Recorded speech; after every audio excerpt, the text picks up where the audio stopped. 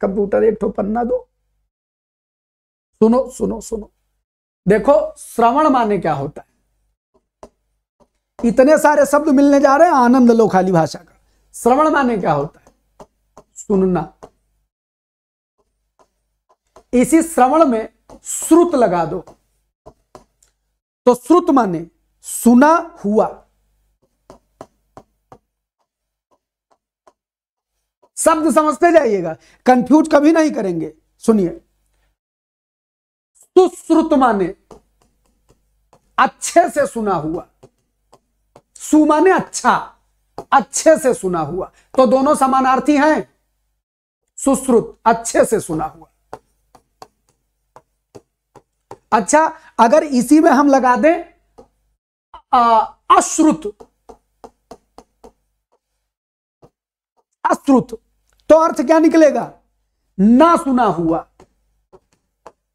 Concept देखिए, खाली खेल है, सब श्रवण का खेला है, श्रवण का खेला, ना सुना हुआ। अब आप देखिए, अगर इसी को हम बना दे श्रव्य, तो किसी शब्द के अंत में या लग जाए तो बना देता है योग्य। तो श्रव्य माने सुनने योग्य, सुनने योग्य। और अगर इसी में हम लगा दें अश्रव्य, तो क्या हो जाएगा? तो हो जाएगा ना सुनने योग्य। आहा, ना सुनने योग्य। शब्द से शब्द बनाते चलो, ज्ञान की गंगा बहाते चलो, हिंदी भास्कर का प्रकाश फैलाते चलो। सुनो, तो अश्रव्य ना सुनने योग्य। और आनंद लेना है, और आनंद देते हैं, पता है कहां? आओ तुमको विज्ञान में ले चलते हैं। तुमने दो किरणें वो चीजें पढ़ी हैं, एक सुना है शब्द अपश्रव्य तरंगे, एक शब्द सुना है पराश्रव्य तरंगे। एक शब्द सुने हो?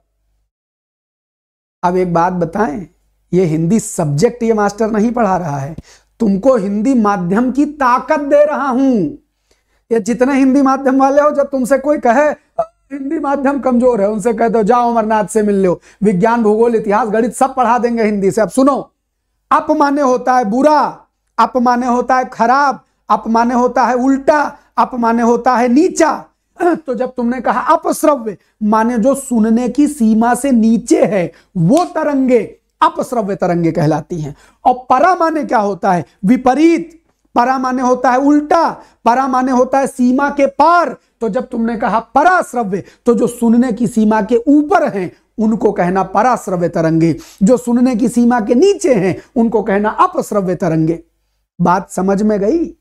यह है हिंदी माध्यम की ताकत। अब इसमें चमगादड़, कुत्ता तो बनाओ, जाओ पढ़ो विज्ञान, और जब विज्ञान में तरंगे आवे तो ये हमारी पढ़ाई हिंदी लगाना हिंदी, और फिर देखना कि विज्ञान को भी हिंदी माध्यम में पढ़ने में मजा आता है, भूगोल हिंदी माध्यम से पढ़ने में मजा आता है। पॉलिटी लिखा है बंदी प्रत्यक्षीकरण, माने बंदी को प्रत्यक्ष सामने ले आओ।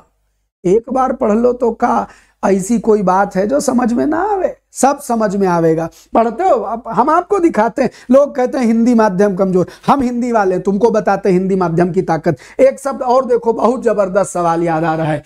वो पढ़ते हो भूगोल?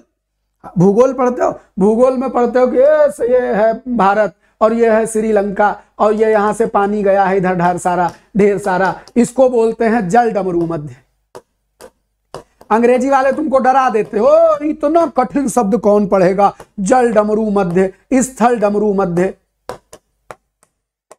तुम ये ना समझना कि तुमको हिंदी के क्वेश्चन आंसर कराने आए अमरनाथ, हिंदी की ताकत का एहसास कराने, पूरे हिंदुस्तान को हिंदी की ताकत का एहसास कराने के लिए अमरनाथ आए। सुनो, जल डमरू मध्य माने इधर देखो थोड़ा सा पानी बीच में पतला सा, और इधर ज्यादा सा पानी भरा है, इधर ज्यादा सा पानी भरा है। इट बिकेम अ डमरू, और इस डमरू के मध्य में क्या है? जल है। तो जब डमरू के मध्य में जल है तो कहेंगे जल डमरू मध्य।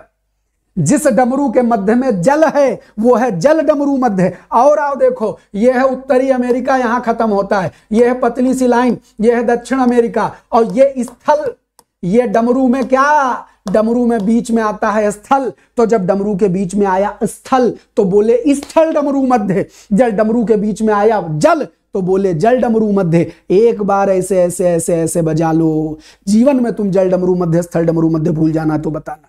हिंदी माध्यम तुम्हारी ताकत है। जब तुमको कोई हिंदी माध्यम के लिए इंफीरियर फील करावे, कहना चले आओ, यहां चले आओ, हिंदी भास्कर पर अमरनाथ बैठे हैं, हिस्ट्री ज्योग्राफी पॉलिटी इकोनॉमी सब ठीक कर देंगे। व्यष्टि अर्थशास्त्र, समष्टि अर्थशास्त्र। व्यष्टि क्या होता है? व्यष्टि होता है व्यक्तिगत, माने इंडिविजुअल, छोटा वाला हिस्सा। समष्टि क्या होता है? समाज का। समष्टि अर्थशास्त्र, माइक्रो मैक्रो, यही तो पढ़ते हो।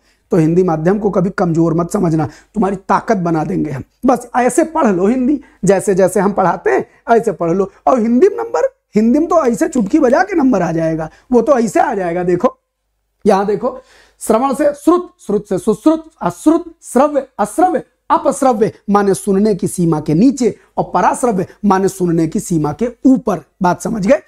जब तुमको हिंदी के लिए आंसर राइटिंग करनी होगी, जब तुमको निबंध लिखना होगा, जब तुम पीसीएस का आरओ का मेंस देने जाओगे, तो हम मिलेंगे तुमको ऐसे ही हिंदी मजबूत करते हुए तुम्हारी। आओ जी, तो आप हमको याद रहेगा